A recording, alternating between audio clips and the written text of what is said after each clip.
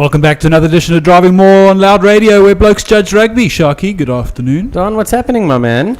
Mate, plenty to talk about this weekend. Rugby lovers, we got a packed show for you. Varsity Cup, Aviva Premiership, French Top 14, Six Nations, Super Rugby, and we chat to Rich Freeman out of Yokohama. He's a rugby journalist in Japan, and we thought, what the hell, let's find out what's going on there, seeing as we are now being blessed with footage of Japanese rugby on Supersport on a weekly basis. Imagine that. And the guys are still playing, and there's a lot going on there that we don't know about, so definitely want to have a chat and pick his brains. But there's a lot more as well. I think the Stormers are an entity on their own to talk about. I don't know if they fit into Super Rugby or Hashtag could see out. And the other is there have been a few red cards and some red card repercussions, that, specifically in the French rugby, which is going to be interesting.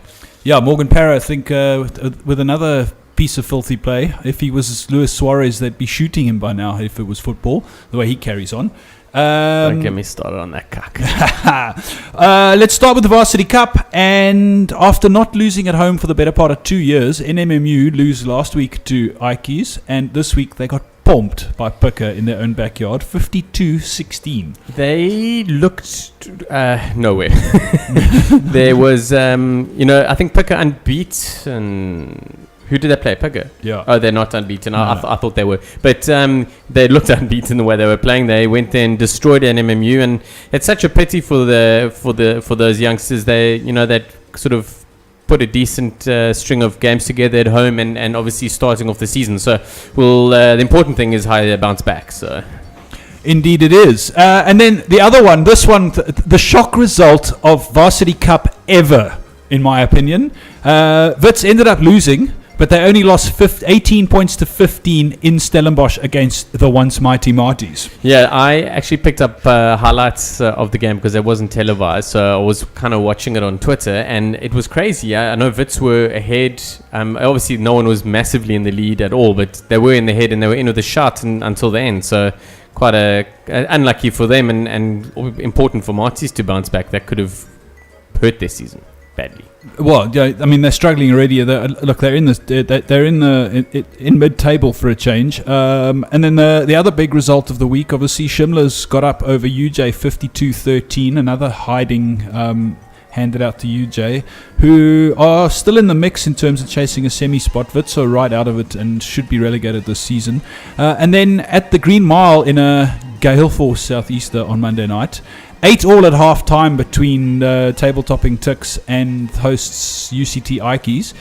Tuks eventually running away with it 26 points to 16, which by my reckoning is 18 points to 8 in the second half. Well, Green Mile was its usual windy, blustery self, and UCT we're playing with the win in the first half, and they desperately needed to get a hell of a lot more points on the board, and they didn't. And I tell you, it was impressive to watch Tuks and how they went about the game and believed in their game plan with driving the ball up.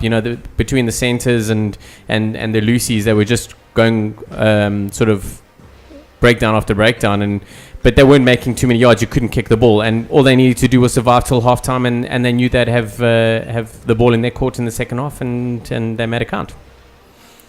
So we're talking a 20-point win basically in, was it 20 points? Sorry, 10-point win that Ikes didn't take advantage of.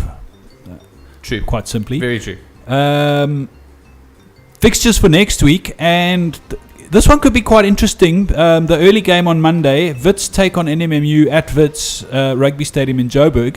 Now, on the back of that performance against Marties, surely they've got to take some heart and look for their first win in ever. And at home against a side that's down and out. That's it. NMMU struggling, and Wits with an opportunity to register, I believe, would be their first ever win in Varsity Cup. Yeah, they didn't. They've been out for a season. So they played last season there, and they were out before that. They were in the Shield prior to that. So it'll be huge for them, and it'll be sort of great high fives for the coaching staff. But they can't really salvage too much out of this season. But they'll be pushing hard for the win. And then UJ take on UCT, also in Joburg, 7 o'clock kickoff that game. The big game of the weekend, of the week though, has to be Tuks versus Picker. It's a top of the table clash, as we said. Tuks are the only unbeaten side, and they lead Picker by 1 point on the log. And they're playing in Pretoria, so it's going to be a big one. And then Marties take on Shimla's, and although Shimla's season is not No, they are right up there. Apologies. They're sitting in third place on the log. And essentially they win that, and Marty's could be out of the running for Varsity Cup, certainly for a home semi-final. They might still sneak in the back door for the other stuff, but time will tell, really. We are going to take a break, and when we come back, we're going to be chatting to Rich Freeman live out of Yokohama in Japan, talking all about what's going on in Japanese rugby, and particularly of interest to Stormers fan is the rumor floating around about a certain Skulk burger. They've had Godzilla, now they want the Incredible Skulk. You're listening to Driving Maul on Loud Radio. We'll be back after a little bit of Run DMC and Aerosmith, Walk This Way. Welcome back to Driving Maul on Loud Radio. It's time to chat to Rich Freeman in Yokohama in Japan. Just going to get him on the line. Thanks for the heads up, huh? 2 songs, I'm chilling, relaxing, all of a sardine. Who said 2 songs? You did. Did I? Yes, sure. Okay, right. Now, Oh, you've confused me with the whole. that's fine. It's not difficult to confuse you. Anyway, we're going to jump on the line to Rich in a few moments, but okay. Hello? Rich Freeman, welcome to Driving Maul on Loud Radio. How are you today, sir? Hello? Rich, can you hear us? Yeah, I can. You Rich, hear me? it's Sean from Judge Rugby, and Don's on the other end. But how you doing, bud? I'm good, thanks. How are you? Very good, mate. Very good. Firstly, welcome to Driving Maul on Loud Radio, and thanks very much for taking the time. No problems at all. My pleasure. So just give us a quick little breakdown, who you are, what you do. Well, what takes you to Japan besides rugby? Or is it only rugby? Well, I've been here about 20 years now. I was initially teaching and then started coaching at a junior high school. And then about 15 years ago, started writing about rugby. And I guess the demand grew, and now I'm a full-time rugby writer over here. Well, great. That's awesome when the guys get to do what they love, huh?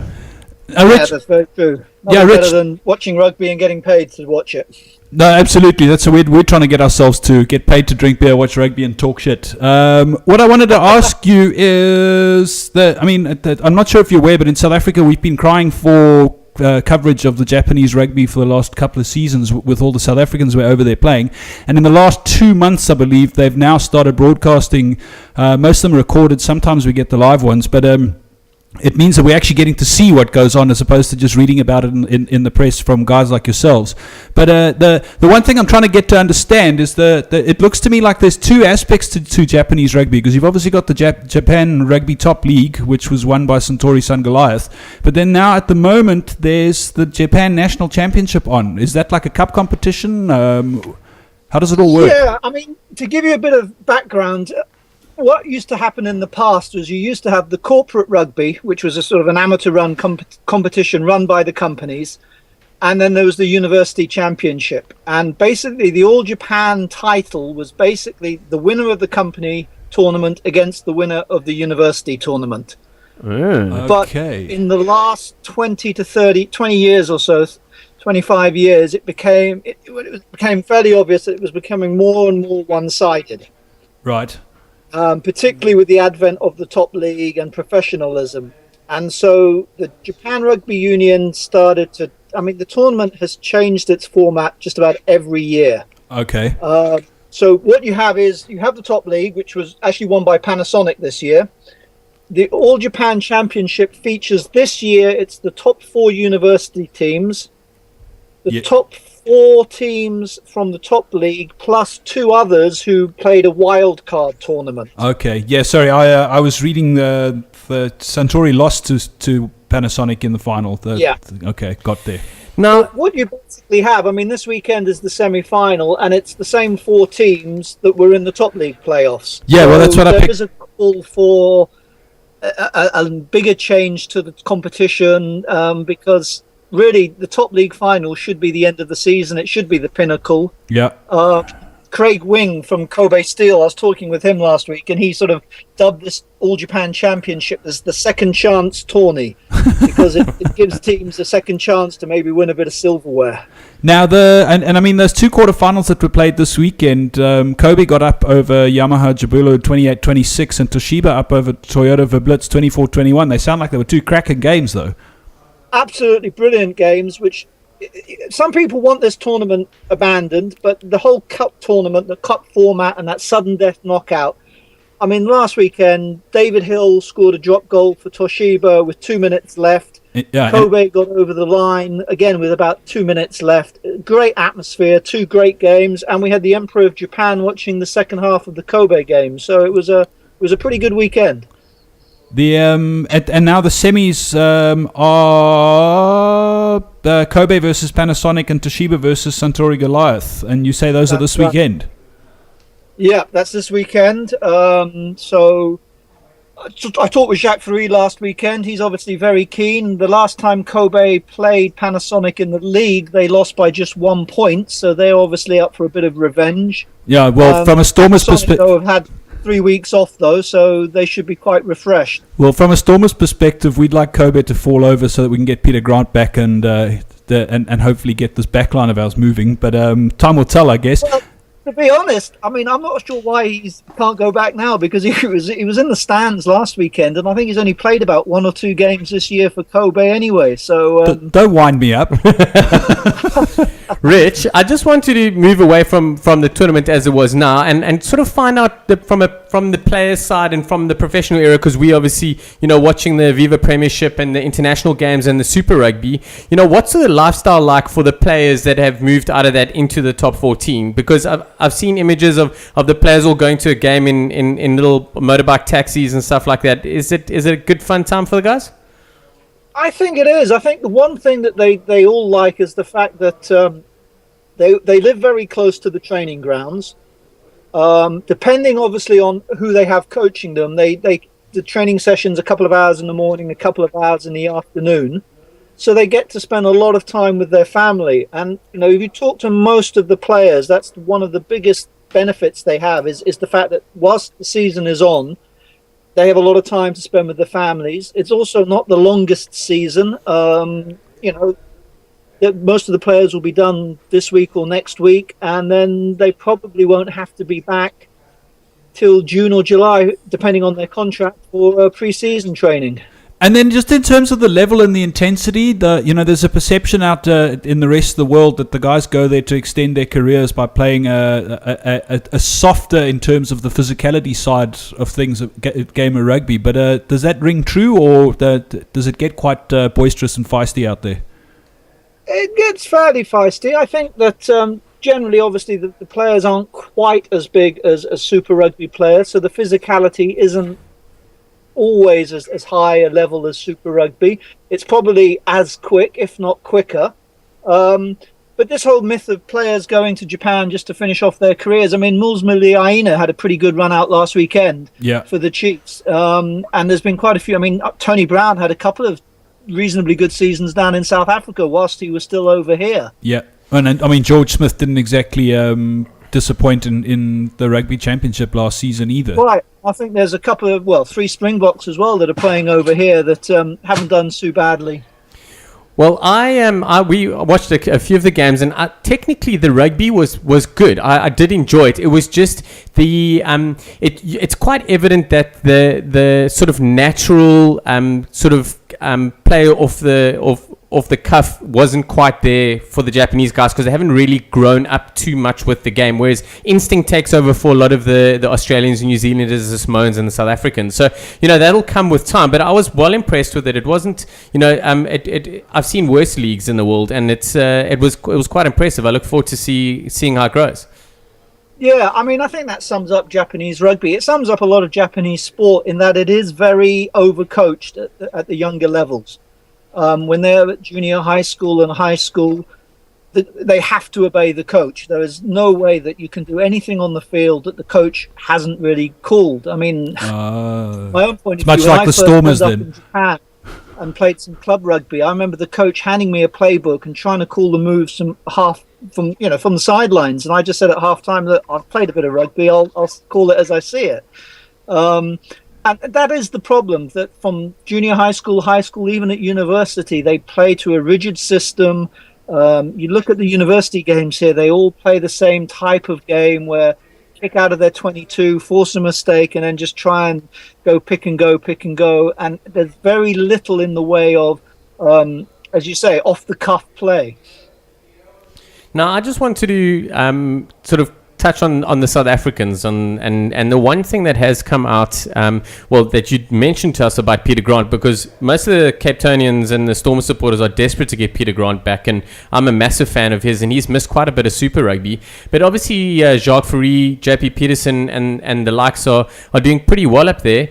The other part of that question is the rumor about Jacques Burger that's popped up a few times. Skulk Burger that has popped up a few times that he might that he's making a move over there. What are your thoughts on that? I've heard the same rumor, both from South Africa and from people in Japan. And George Smith has just said that he's leaving Suntory to go and play in France for 2 years, which opens up a back row spot with Suntory. So kind of just makes sense. It does make sense, and I think he will probably be here fairly soon. Look, I hope not. We need him for a World Cup. Well, the other thing I wanted to ask you, just in terms of player awards, I mean, Berrick Barnes has ended up. I stand corrected. He's been the best player, the one player of the year, 2 seasons running now. Is that correct? Berrick Barnes won it this year. George Smith won it the 2 previous years before that. Yeah. And then Jacques Fourie ended up top try scorer in 17 tries. How many games did they play for that? Out of interest. They played 13. I think he played all 13. I'm not sure he missed one, possibly. Which is pretty good strike rate. That try score record's only for the regular season. So, I mean, actually, I stand corrected. It's 2 more teams in the league this year. Okay. So the maximum number of games would have been 15, but I think he might have missed a couple. Okay. But still a pretty good strike rate. It's not a bad strike rate, but I mean, I joked with him last week, though, because in the first round of the All Japan Championship, Kobe Steel beat Keio University 100-0, but the students were one of the first teams this year to actually keep Jacques tryless. Oh, impressive. Yeah, he's been scoring. I keep following and find out who's scoring the tries, and he scores almost weekly. But for your team to score 100 points and Fourie not to score a try, that's not bad. I think he was just doing a bit of passing practice that day, to be honest. Drawn play. Now, obviously, we can pick up a bit of an accent there. So, your thoughts on what's going on in Europe in terms of the Six Nations this year, with it being blown wide open this weekend?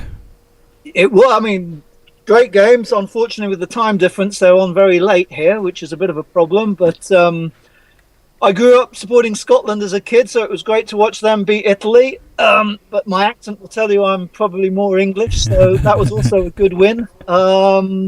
Yeah, and Wales suddenly showing that their display in Dublin was not the display that they would have liked. So it's a very interesting competition. I mean, for me, the thing that I really miss about it more than anything, especially being in Japan, is just listening to the passion of the crowd and the noise of the crowd and the feeling there. It's just unbelievable. Well, I mean, the Six Nations is properly hotting up with 2 games to go and 4 sides on 4 points. So it really kind of boils down to next week. But I mean, and just to put it in context, Italy versus Scotland for the wooden spoon, 65,000 people in the stadiums in Rome. I know, unbelievable. And I mean, that same weekend, the biggest crowd, though, well, not the biggest crowd, but the amazing crowd was Georgia-Russia. Yeah. A World Cup qualifier, 55,000. Unbelievable. I know, massive. Just one thing, I think, in closing, I want to find out, with the top league and a lot of the international guys coming down and playing, how is that, have you seen a sort of the Japanese rugby lift up a little bit? Has it helped in the international side of things? Oh, absolutely. I mean, you look at this year and the fact that they pushed Scotland for 60 minutes. Okay, they lost by 50 to the All Blacks, but that didn't really... I mean, the first 3 All Black tries were all from Japan mistakes. Japan then turned around after beating Wales and beat Canada and America in the space of 7 days. Yeah. So just by training... I mean, the classic example is Fumiaki Tanaka, who... developed so much as a player by training alongside Tony Brown and learning what it meant to be a professional rugby player. And, the foreigners that come here that give back to the local players, you just see that the local players develop so much as a result. Yeah, to the degree that they're now starting to pop up in the Super Rugby sides. Yep, there's 3 there now. Possibly 2 more might go. We're not sure because there's a slight change in the rules down in Australia. They can pick an extra player. But, yeah. Imagine that. Players go over. Good times. Well, Rich, but thank you very much for the time and good luck with the rest of Suicide Hour and the kids. We look forward to chatting to you again soon. No problems. Anytime. Just give us a shout. And Rich, just to confirm, it's at Freeman Rugby Jap on Twitter. If anyone wants to follow you, not the most politically correct name. Unfortunately, I didn't realise that there was a limit to the number of letters, so the AN at the end of Japan fell off. But Freeman Rugby Jap. Good times. Well, we look forward to getting some information out of you, and we'll definitely chat to you again soon. Cheers, mate. Thanks very much indeed. Rich Summers, thanks so much for joining us on Driving Maul. Enjoy the rest of the weekend's Thanks, rugby. mate. Bye. Bye. Oh, I do enjoy chatting to guys in different parts of the world and finding out about what's happening. And obviously, the Japanese rugby has been the only reason why we're focusing on it because we've got so many books there. But we want to make sure that they're doing the right thing. But I'm glad that it's building up there, and very interesting to hear how their leagues and everything's set up. Indeed, and the fact that they change it every week. The other thing we forgot to do was say to Rich, he made a request. He wanted to listen to some Johnny Clegg, so we're going to play a little bit of Johnny Clegg and Savuka Impi, which is quite apt considering we were talking about Springboks playing in Japan. You're listening to Driving Maul on Loud Radio. We'll be back after this. Welcome back to Driving Maul on Loud Radio. Quite an interesting chat with old Rich Freeman in Japan about what goes on in Japanese rugby, and he touched on the Six Nations and Europe and all that stuff. We're quickly going to charge into the Aviva Premiership and top 14 because even though there were test matches on, they still played minus all the big names. Which, as I mentioned, was a great opportunity for some of the smaller sides to roll the larger side who've been taxed by the international call-ups, but didn't really seem to go that way. Well, it nearly did, because Leicester beat London Irish 20 points to 15 at the Majeski Stadium in Reading, and our old friend Jeb Sinclair dropped the ball over the try line. No, he would have been the winner. No, he did not. He got the ball and scored. It was the guy who knocked it on before him that got in the way. Okay, fair enough. I take it back, Jeb. But yeah, it was a very good game, and I read a great interview with him, and he was saying, they don't mind losing to a side that outplays them, but they felt that they just didn't give a little bit of enough on game day, and they said if they gave probably 5% more, they would have won. They were always in with the shots in the game, and I actually picked the Irish to win that. There would have been 3 on the trot for them, but they are sitting third from bottom at the moment with a 10-point lead over second from bottom, so they're pretty settled, but they need to bounce back this weekend. And then Northampton Saints continued up the top end of the table with a 22-16 win over the Falcons, even though they were also stripped of stars like George North, etc. So pretty decent wins for Leicester and the Saints. Locks and no, totally. Sarries got up over Exeter 23-10. Bath and Wasps, that looked like a cracker on Friday night, 32-25 the final score there. And then Gloucester up over Quins to try and get their season going again because they are languishing down the bottom. They're only a point above Irish. They ended up winning 25-20 over Harlequins, and that put a dent in the Quins chase for a semi-spot. And then Sale Sharks over Worcester in a mid-table clash. Mid-table versus bottom, 24-12 the final score. And Sale are making a little bit of a charge at the moment. They're looking pretty good, and they're sixth position at the moment, and a bonus point win for them pushes them into the mix. So they're heavily focused on making the knockouts, and they've been doing well, and everyone's aware of it. So they become a little bit of a team to beat at the moment. What it means in the log, as we were saying, is the Saints are still top by a point over Sarries, and then it's a fully 9 points back between second and third for Bath behind Sarries. Leicester 5 points adrift of Bath in fourth place, and then Quins and Sale drifting in and around in the mix, but also starting to fall off the pace. And I harped on about the Bath 9 points behind Sarries for a very important reason. Bath entertain Saris at the recreation ground tomorrow night. The Rec, it's going to be a sellout. And they have an opportunity to close the gap to, what are we talking, 4 points if they get a bonus point win and deny Saris anything. It will be a humdinger for your Friday night. Probably a lot more entertaining than the Stormers Cuck versus the Hurricanes. It's going to be dished up out of Newlands. Wow, that's huge. But also on that, not all the England guys and international guys are released to their clubs this week. Even though they're not playing Six Nations till the week after. Yeah, some fringe players are left, but most of the core aren't. So it's still, guys are still taxed a little bit. And then other fixtures on Saturday. Exeter entertain London Irish. Quins take on Worcester Warriors. Wasps take on Sale Sharks. Northampton versus Gloucester, and Newcastle versus Leicester. Can't see too many upsets happening in any of those games. Tell you, a big game to watch will be Exeter versus Irish. Donny Armand and Jeb Sinclair going to lock horns, two ex-Stormers teammates.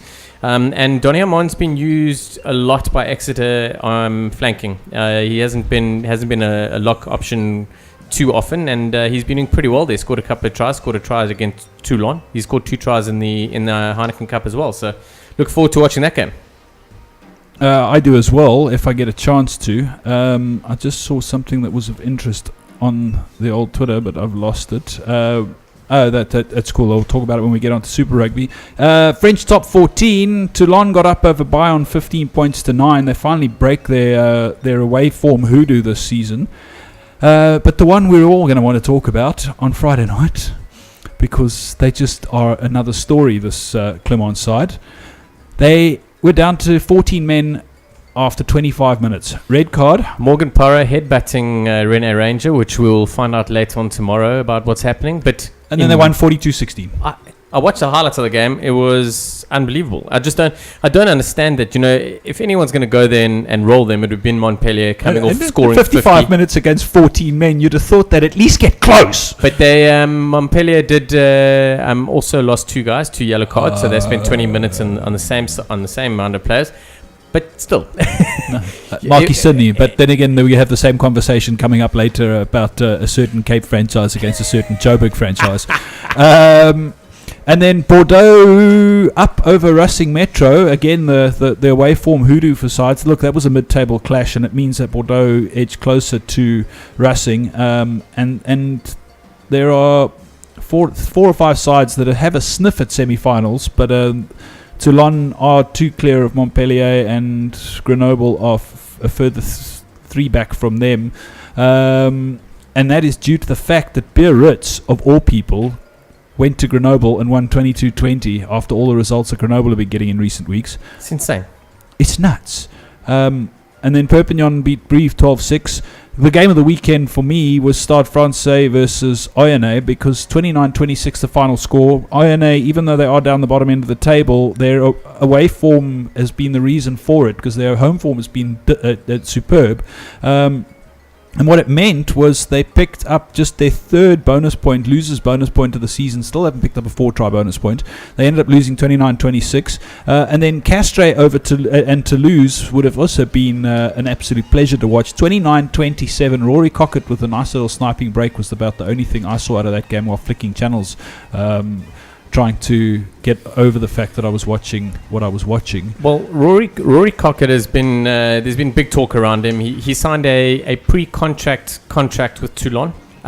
He then announced that he is staying at Castres, which someone worked out was a 2.4 to 4 million rand exercise that it seems Castres will be paying. So because he's reneged on that contract and he's staying at Castres, Toulon are owed roughly 2.5 to 4 million rand. They worked it out in rands, which is a massive chunk of money. And he's done it before. He held Castres ransom when he was in South Africa, came on holiday, said he won't come home unless he makes his move to Racing Metro. They seem to come over, sort of sort their differences out, and then the next year he won the league. See, now these stories, and it's just there's something. Rory Cocktonsil. There's something that's going on, and I don't appreciate it. It doesn't look good for him, and I don't know the full story, but it just doesn't look good. But it certainly helps to get an understanding as to why he's never getting called up into the box frame. That was the next thing. Is I read an article by Mike Greenaway today, and he was saying that Rory Cockett is South Africa's number 1 scrum half at the moment. And on current form right now, he says Cockett and then Ruan Pienaar. And he's not wrong. Sure, but here's what I think has happened. I think Heineken Meyer has been told you can pick overseas players, but you can't give debuts to overseas-based players, which would make sense. It's a fair shout. The thing is A, was he asked and did he turn it down? B, was he not asked? And he, in June, 1st of June, he's available to play for France. So I think Rory Cockett's going to the World Cup next year. It's just what colour jersey he's wearing. So let's wait and see. Games this weekend: Montpellier, Stade Francais, Bordeaux versus Clermont, which means Clermont should lose that. And Brive versus Grenoble, Racing Metro Castres in a decent game. Toulon, Oyonnax, and we remember Oyonnax turned Toulon over when they entertained them earlier in the season, so Toulon will be looking for some retribution. Toulouse, Perpignan, Biarritz, Bayonne. Six Nations, 0 from 3 on Super Brew for me. 0. Fuck all, nothing. Didn't score because I went with Italy. An Italy Clearly. win. And Duncan Weir's snap drop near the end of the game. That sneaked in on the left-hand upright. Super Brew sweat, off you go. England, Ireland, picked Ireland to win that one. More Super Brew sweat. Ireland hammered on the door for the last 20 minutes, just couldn't get over the try line. Absolute cracking game. I was taking the piss out of it because at halftime it was 3-0 to England and I thought I must be missing a boring game, but apparently it was insane. And then France go to Wales and get absolutely bombed on Friday night. And what it means is it's a 3-coin to 4-coin toss to see. Yeah, well, they're all on 4 points with 2 games to play, which is certainly entertaining for the neutrals. I'm not sure that too many of my European friends would appreciate the fact that all that is going on. Tommaso Allen with South African ties scored a try and converted it. Italy were leading, but Duncan Weir with a snap drop near the end. Rob Kearney scored a try for Ireland in a move that the skipper, that the coach used for Clermont in the Heineken Cup final last year. Clearly, Lancaster's not paying too much attention because it was literally play for play, the exact same move that he used at Clermont. For Kearney to go in for the try, but Danny Kerr's try was unbelievable, and it's all come from Mike Brown. Mike Brown's taken a great little ball and coasted through a gap, showed some good toe to pop to Danny Kerr, who scored a very important try. Yeah. Now, just to put things in perspective, that win for Italy in Rome was their first since 2006. Win for Scotland. Sorry, Scotland in Italy was their first in Italy since 2006. You would have thought Ireland, the way they were playing, would have managed to at least get a 1-point win over England. So I didn't think that I was bad in my pick on that one. And then the 27-6 win for Wales against France is their biggest ever Six Nations win over the French. Just to put that in your pipe and smoke it. So there you have it. That is Super Rugby. Six Nations wrapped up. We're going to take a break. When we come back, we're going to be talking Super Rugby and the not so Super Rugby that's coming out of Cape Town. I can't wait. Hashtag could see out. You're listening to Driving Maul on Loud Radio. We'll be back after some Def Leppard. To take this opportunity while Don is away from his microphone to send out a warning to all of you that might have sensitive ears or children listening. He's going to talk about the Stormers. I will get there, but let's talk about Super Rugby proper, because it kicked off in its full format this weekend, and credit to the Rebels for not losing this weekend. Because they didn't play. And boy, were they banking on those 4 bonus points, just like the Stormers were. They've done away with the bonus. I know, but they were banking on that. I know, totally. Alistair Coetzee had to readjust the whole log on the Wednesday before the kickoff, because he'd already allocated the Stormers with 4. Because he got nothing else to do. Boy, did they need it. Nothing else to do with his time. Friday morning kicked off with a classic in terms of who was playing who, because it was the 7 times champions versus the reigning back-to-back champions. Chiefs travelling to Christchurch to take on the Crusaders. 18-10 the final score there in favour of the Chiefs. Robbie Fruin running over everybody that he used to play practice with last season down the left-hand touchline, went over the top of Tyler Blundell. Just to quickly touch on that whole thing started from Mils Muliaina. It was a great kick from Blandal, and a great sort of territory gaining kick deep into the Chiefs' half. And Muliaina took a quick ball, went all the way to the other side, the left-hand side of the field to Robbie Fruin, who took his time and smashed 3 guys and went to score. Great try. Yeah. I thought there was a little bit of obstruction there, which no one mentioned. Yeah, it was mentioned briefly by someone saying it was almost NFL style in the way it was played. He did. He was Twitter. running safety for him. But the crucial thing for me is Blindell trying to go low on a big guy like that. Take a lesson out of the James Small book of tackling John Olomu. Grab an arm and hold on and wait for somebody else to get there on the cover. I disagree with you. You go high, you're going to get it properly handed off, and everyone will be like, why are you going high? You've got to go low and get the ankles. With a guy that size. You can't go low on a Maori sidestep, dude. He wasn't sidestepping anyone. He just ran over him. That's a Maori sidestep. Yo, I don't know about that. Maori sidestep is... Then the second game on Friday night. Just quickly want to wrap that game up. I thought the Crusaders were up for a win there. It was an unbelievable piece of work by Lotu at ballsy as well. As the Poms would say, he had a big set of plums to go for that intercept. And he got it and really was cucking off the last 10 meters of his run to secure the win for the Chiefs. More importantly, which we'll discuss later, Crusaders, not one log point out of that. Yeah, and there's a few of them that did that this in the first weekend. The second game of the week, the hapless Bulls against the Cheetahs. Johan Goosen with a drop goal and 4 penalties versus Louis Fouchier and Andre Pollard sharing the 3 penalties between them. 15-9, you didn't miss much, but it means that the Cheetahs are 2 from 2. In the early part of the season. It was bursting down with rain in Bloem, and you couldn't really see too much on the TV, but you saw little bits and pieces. But I tell you, and he's been dropped from the squad altogether now, but Fouché at Flower for the Bulls has had a really troublesome start to the year, along with almost all of his teammates. And Cheetahs needed that desperately because they're away this week. And then Saturday morning, this was an absolute cracker. The Highlanders, as they are wont to do, they start the season like a house on fire. 4-try bonus point win over the Blues. Malachi Fikatoa, the angle and the run for that try was up there. But in my opinion, you will struggle in your life to find a better, more well-rounded and all over the place individual try than Francis Saili's effort. The angle he took, to get in the gap, the step to make the gap happen, the little nudge at the outside of the right boot over the top of the defense, to chase his own kick and then reach out and grab it over the top of 3 defenders with one hand before dragging a tackler towards the try line and then reaching out as he comes down short to score one of the best individual tries I've ever seen. Yeah, it was top class, and we got a couple of gems out of this week's rugby for try of the week, but.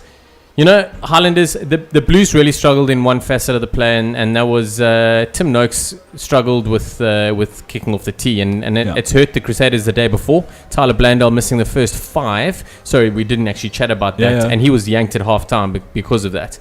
And they stuck with Noakes and the guys until this week because he's out. Yeah, dropped. It has been, and it was just quite interesting. That what a great fight back by the Blues, but they never really looked in. I think he missed 3 kicks, and I stand corrected, but Lima Sopoaga missed a couple as well. So in the Sopoaga, after last year, he basically did a Tyler Blandell last year and was absent for the first couple of games. His first game, he was on fire, and I'm looking forward to seeing him up this week. Yeah, so I don't think the missed kicks by the Blues made as much of a difference as Blindell's efforts for the Crusaders. Yeah, and then I didn't see this game, to be perfectly honest with you, but the Brumbies and the Reds winning 27-17 in Canberra. Didn't see that coming, to be perfectly honest with you. I picked it, and Quade Cooper single-handedly made 2 tries. I thought the first try sent Lucky Turner double pump and sent it out, great little skip pass out to Lucky Turner, who finished well. The second try to Aiden Tour, who is a homegrown Reds boy, and by all accounts, the kid can run a bit. So much gas, it is frightening.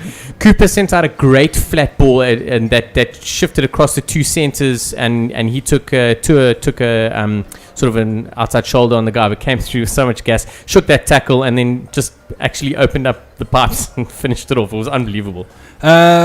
And then on to the Sharks, and you gave me a little bit of a what when I said Sharks by 20 on last week Thursday. They ended up winning by 18, 2 tries, Albertson and Vorvor, but they just simply smashed the Hurricanes off the park. 27-9 the final score there, and they really are looking the goods. It's they are, and it's great to see, and it's great for me. But it's very evident the sides that are playing their first game and the sides that are playing their second game, and the Sharks, even though winning well in the first week, looked a bit rusty. This week now, it's only the Rebels that haven't played, but everyone needs to pull finger. Sharks looking good. They're going through the processes exceptionally well, and they're quite clinical, and they're finishing off well. And look to see they've got a break this weekend, which is a great time to sort a few things out and see what happens next week.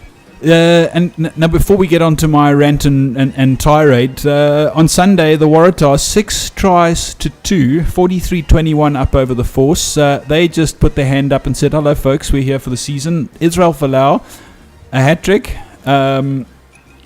Solid win for the Tars, and Bernard Foley might be a decent option to stick into your Super Brew Fantasy League side, to be perfectly honest with you. Yeah, he's pretty decent. Israel Folau was great. There are a couple of great moves that set it up. Kirkley Beale was very quiet in the game in the first half, and by quiet I mean he was just going through the motions, and he did fill in quite a bit at first receiver as well, which is the great option of having a 10 at 12. You've got basically 2 10s and very close proximity to ruck time. He did well. He set up a few things, and he opened up a little bit in the second half, but got a try. Alofa also with a great finish after quite a little bit of a mistake by the Force at half time. Right. Now, before I get into being negative, let's be perfectly honest. Johan Ackermann, who knew? Because he has gelled and drilled that Lions side to such a brilliant unit in terms of the playing for each other, the rugby they're playing, the defensive efforts. They made the Stormers, who didn't help themselves by being cuck, but they made them look even worse than they were playing. And the biggest loss for the Stormers in Super Rugby, since they were pumped by the Bulls by 60 odd points to whatever, like 10 years ago, 34-10 in Joburg. Stormers were never in it. Marnitz Boshoff with 3 massive drop kicks, plus a few penalties, and Stefan Vardameyer try in the first 2 minutes after a great break by Warren Whiteley, who, in my opinion, if he can keep playing like that, the way he's bulked up and the skill set that he's got, would not be out of place in a box squad. Well, I don't know. It's going to take a little bit more, and as a whole, the Lions are fighting better as a team than anyone else, and it's quite evident. I just thought it's quite evident that what the Lions' game plan is they're going to go out and they're going to get some points on the board early and hope that they've got enough points to sustain the onslaught that never came. No, it didn't. And that's where. But it was just there's no plan B at the Stormers. Absolutely nothing. It's clueless. It's pointless. It's rudderless. It's directionless. It's just less. It was sad, and I'm a massive fan of Nick Groom. I'd really like to see him. Then he made a difference when he came on, and he did make 1 or 2 mistakes, but there was no one there for him. And but it's standing up for Louis Schroeder as well. No one was running off. The guys were. No, it was one-off runners. It's like schoolboy rugby. It was terrible. To defend against that stuff, it's just straighten your line out and tackle everyone that touches the ball. And then when we get opportunities to put points on the board, we kick it down to the corner and we try the rolling maul. Now, I don't know about you, but most driving mauls and rolling mauls that I've ever seen in my career that are successful are where the guy at the back of the maul has got his head up and he's shouting instructions for where it should go. Sia Khaleesi at one stage, they ended up scoring from the rework after that. But the Lions splintered to the right-hand side of the Stormers, so coming infield towards the post. Khaleesi's got his head down, and they just keep going the direction where all the Lions defenders are, with a huge hole for them to go and chase into. Yeah. They were cuck. They were disappointing. I'm not taking anything away from the Lions. The Lions deserve to win the game the way they played. 34-10 is a travesty for a Stormers supporter to see that kind of cuck. You've got a coach who's got no idea who his first choice 9 is. Or centres. Yeah. Judging by the side that ran out. Yeah. Then aside from that, you've got Peter Grant not getting back from Japan because his side's in some knockoff competition that we heard about earlier. He wasn't even on the bench this weekend, never mind in the starting lineup. Yeah. But listen, that you can't have a go at the Stormers. That's a contractual thing, and you can't there's nothing we can really do about it. My concern is, and Jean de Villiers struggled. He struggled on Saturday because he had a youngster at outside centre that can't take the pressure. It's quite evident that he came onto the field, and when you put the guys under pressure, it takes experience, and you've got to draw from a lot. And he struggled a little bit, and Dimitri Kachukile struggled as well, and the forwards weren't setting it up. Now, I've never ever wanted to see Damien de Allende on wing, and they've put him there for the Currie Cup, and he's made a couple of changes, but he's seen the light. This week we got de Allende at 12, and you got Jean de Villiers at 13, which is what they started Super Rugby with last year. It's just terrible, and I agree with you. I think Groom needs to be starting. It's quite evident that Alice Coetzee first choice is Louis Schroeder, but they play two different types of games, and you need Groomy. Groomy comes into the game, and he does look for a little bit more work, and he was a little bit quicker off the base than Schroeder was. But again, and standing up for both of them, I don't think anyone helped them out to allow them to be quick off the base. There was nothing. No, Apollon didn't hardly touch the ball, which is so unusual. We were talking before the show. There was that incident where the Province get a penalty or a free kick. Groom takes a quick tap, charges up the field, turns around to see who he can pass to, and the entire Stormers side are walking 15 meters behind him, watching him play on his own. It was that ball went out wide. Groomy didn't take any contact, but it went out, and I can't remember who ran down the line and took contact, but the guys were walking. It was in the 65th minute. It is diabolical. And there's I would hate to have been Alistair Coetzee or Jean de Villiers at that post-game interview on Saturday, as well as their Monday chat, but let's see what happens. Maybe there'll be a backlash. Maybe it was a one-off. But here's a little stat for you, because I know you're going to talk about this in more detail, but I'll start it off by saying that this weekend, 14 teams playing in 7 games, only 2 bonus point tries scored in Super Rugby, and yet there were some big wins for sides, because there was only one. No, there wasn't. There were no losers bonus points scored this weekend. Not one. You look at. We'll basically run you through the only side that don't have points that should possibly have had points with the Melbourne Rebels. They didn't play, so they weren't able to get. Blues, Crusaders, Brumbies, Hurricanes. The Bulls picked up a loser's point. Sorry, 15-9. That was the only one. Yes. Blues, Crusaders, Brumbies, Hurricanes, and the Stormers, and then the Western Force. But you'll be forgiven for thinking the Western Force might not have got anything. But you look at those sides. I mean, Blues champions, Crusaders champions, Brumbies champions. No. The Stormers have been up there, conference leaders and semi-finalists and finalists, and they can't get a bonus point loss. No, look, the Stormers can't even get a bonus point fucking 4 try. I think they've scored 3 in the last 2 seasons, so whatever. But yeah, that made for interesting reading from my perspective, and the simple fact is, what it means is the Stormers are bottom of the log. Comfortably. Of the log. No, only by 2 points on points differential. Over the Force. Comfortably. The Force are above the Stormers. They're comfortably bottom of the log, and the Lions are 4th. Which is beautiful. It is.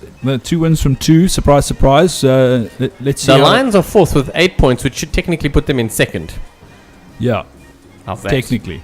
This weekend's games, it doesn't get any easier for the Crusaders in terms of big games in New Zealand, because they have to travel to the Blues, both sides smarting from opening round losses. The Rebels take their bow. The Cheetahs are on the road. They will be in Melbourne, and it's going to be very interesting. It's the Cheetahs' 3rd game, and I think it's the first time they're playing the Rebels in Melbourne. In the history of the competition. Interesting. I didn't know that. But it's their 3rd game, and they should roll the Rebels. However, the Rebels side is not too bad. Let's have a quick. Are we going to go through? You want to go through the sides now? You can do. The Rebels side is not bad. If you look at up front, they've got Jason Woodward, who impressed last year. Okay, thank you. Sorry. Oh, sorry. Up front. Okay, you start up front. So up front, the front rows. You got Toby Smith, Pat Liafa, and Laurie Weeks. The only real name that we know too much about is Laurie Weeks. And up front for the Cheetahs, we've got Caleb Osasen, Adrian Strauss, and Kuni. That's last 3 weeks they've been together. The locking guys, we've got Hugh Powell and Luke Jones for the Rebels up against Ludovic Diago and Francois Ace. And Scott Higginbotham, after being out for most of the season, is back. Now, the flankers are quite interesting. If you look at the Rebels have got Sean McMahon, Scott Fugus-Stoller, and Scott Higginbotham, which are pretty decent. Higgins is brilliant, and Fugestal is pretty decent. So is McMahon up against Lapislas Skachny, Phil van der Walt, and Boom Prinsloo. Yeah, look, I mean, the Cheetahs are unchanged again, and that back row is what they base their entire game plan on, because those three boys together are a defensive machine. And I mean, Boom's in there because Brousseau's injured, so you chuck Brousseau in there and it gets even more lethal in terms of defense. So that could be interesting. Tamati Ellison. The backline bothers me. The backline is where I think the Cheetahs are going to struggle. When you got sort of half-back pairing of Luke Burgess and Bryce Haggerty. Saw them both last year. We all know about Luke Burgess. He's been in France for a few years, but he was one of the top scrum halves in Australia before he left. Up against Sean Fent and Jan Goosen, pretty decent, and Fent has been impressive. Look, the simple fact for me is the Cheetahs are 2 games in and the Rebels haven't played yet, and I think that it's going to stand in the Cheetahs' favour, but we will make our predictions a little later because tomorrow night in Cape Town, Stormers versus the Hurricanes, that is bound to dish up a whole pile of cuckworth of rugby between the two of them, because the Hurricanes would toilet against the Sharks and the Stormers would toilet against, in fact, toilet's just Boyland. too nice a word. Yeah, at Boyland, that's right. And then Saturday morning, top of the table Chiefs Highlanders, in terms of the New Zealand Conference, take each other on at the Waikato Stadium. That will be an absolute crackerjack. And then it's the Waratahs Reds, the Queensland New South Wales derby. There will be no love lost on the field in that one. Gonna be whatsoever. A humdinger. Yeah. The Brumbies travel to the Force as they make their way to Cape Town, I believe. No, South Africa. They're not playing in Cape Town because they played here last year, but they are coming to South Africa. And then the Bulls, John Sieske derby. The Bulls entertain the Lions, and the Lions have an opportunity to go 3 from 3 in their opening 3 games. Who would have thunk at the start of the season? And good luck trying to pick your Super Brew for that. Yeah, well, and good luck trying to get Elton Janchis back in the side as well. Because Marnitz Boshoff, if he gets dropped the way he's playing, it'll be a travesty. Already people talking him up in terms of being in the Bok mix the way he's playing. It might be too early to call that, but he's certainly not a small boy, and he certainly has a bit of a donkey boot on him.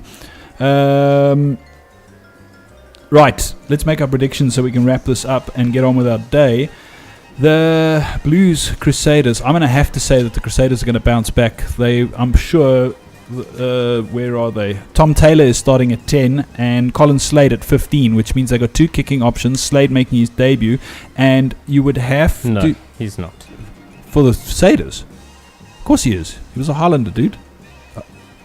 No, he played for the Crusaders before. Colin Slade. I'm quite sure. The All Black fly half. Did he not play for them before he went to the Highlanders? Oh, I stand corrected, but they made a number of changes because Nafi Tuatavaki stays on the wing, but Rob Thompson replaces the youngster that we were talking about, the big winger. Lilo. 2009, he was at the Crusaders. Okay, I take it back. And in Crotty and Lilo, that Richie McCaw is back, but Kieran Reid takes over the captaincy. Yeah, McCaw also under a little bit of an injury cloud. I'm very interested at Colin Slade at 15. He's taken Israel Dag out. Tom Taylor can kick. He did miss a few. I don't know. It's quite interesting. It's almost a more conservative Crusaders approach. will win this one by 10, though. Oh, I don't know. It's a more conservative approach to a very exciting Blues backline. Yeah, I just don't think the Blues have got it up front compared to what's floating around for... What's your call? Crusaders by 10, huh? Blues by 7. And then, as I said, Rebels versus Cheetahs. The Rebels are taking their bow in the tournament this season, and the Cheetahs are 2 games in. And I just have to say that I reckon it's a Cheetahs win by 7 in Melbourne. Cheetahs by 3. Stormers versus the Hurricanes. I wish you could see the look on this man's face. I reckon I'm going to go out on a limb here and put my cock on the block and say the Stormers win by 25. Jeez. What? Yeah. What? Watch them bounce back and pump them. All those Hurricanes were at the Eminem concert last night. They're still recovering from whatever slappers they picked up. Stormers by 5. Yakutata back. De Allender back at 12. Great centre battle. Tauta, the Whitehead of Western Province. And Whitehead's been doing well. He just wasn't selected for the Sharks squad, which is quite interesting. He's busy in the Vodacom Cup squad, probably moving to France come June, July. But interesting, I'd like to see Aplon get more in the game on the one wing. The wing the two wing sort of matchups are going to be quite interesting with Cobus van Wyk up against Charles Pieter. Am I right? No, Julian Severe. Sorry. My bad, wrong side. And Corey Jane versus Gio. Yeah, and that's going to be very interesting. interesting. And then John de Villiers versus that slippery eel, Conrad Smith. Yeah, the eel. Slippery. I got Stormers by 5. I think they will win it, but going to be tight. And then some other news that's coming out of the Stormers. Sharky got onto this yesterday, and it's now been confirmed. The relationship with London Irish continues after bringing Jeb Sinclair out last year. They have signed Samoan winger Taki Takabau. Yes, they have, and he's a bit of a beast. I don't know exactly how tall he is. I think he's 1'9" something, and he weighs 100 kgs. Winger. I watched some highlights of him this morning. He's got quite a decent ability to run at outside centre. I think he's got a lot of gas, some great feet, and pretty decent hands. But Alistair Coetzee and the boys have been adamant they only want one thing, and that would be a big winger. Well, they seem to have signed one, and he's come in on loan. Yes, much like Jeb. Saturday morning, Chiefs versus Highlanders. You try and pick this one, buddy. I'm going to go with at least 4 tries apiece. I'm listening. And I'm going to say that the Chiefs are going to edge it by 5. Based on their defense, even though they're going to ship 4 tries, they're going to score 5. Chiefs by 18. Yo! Waratahs Reds. This could also be an absolute perler of a game. In fact, Saturday morning, I actually can highly recommend not doing anything other than sitting on your sofa and watching 3 hours of Super Rugby, because these two games will be Super Rugby. Tars Reds. I don't know. I'm going to have to go with a 4-point win for the Waratahs. Sharky is perplexed.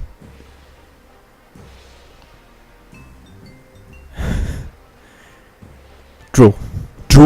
Yeah, I was tempted. I must admit, I was tempted. But I'm going to say 2 conversions are going to be the difference in the game.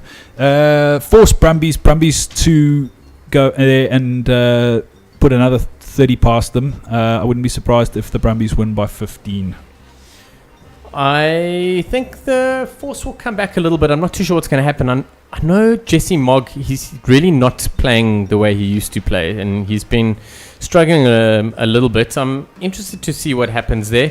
We've got a few South Africans there with Lionel Cronje and Conrad Hoffman on the bench again for the Brumbies this week, with Ruan Smith. Also South African ties, him and his twin brother in the squad, but he's propping on off the bench. And the Western Force with a bunch of Saffers as well. And then there's the impressive youngster in the back line who's making his return from injury for the Brumbies. What is his name? Anyway, I've gone Brumbies by 15. Bulls, Lions by 20. Brumbies by 8, and I will go Lions by 4. There you have it. Lions by 20, you said? Yes. Just checking. No, they're going to pump them. Everyone's going to pump the Bulls. The Bulls are going to be like Manchester United this season. They're just going to become the laughing stock. At least I hope that's the case and not the Stormers. Sharky, it's been awesome once again, folks. You can catch this being replayed on our YouTube channel, on the Loud Radio YouTube channel on Friday mornings. Enjoy the rugby this weekend. It's been awesome. You've been listening to Driving Maul on Loud Radio. Sharky. Cheers, bud. Take it easy, and thank you. Enjoy the rugby this weekend, guys.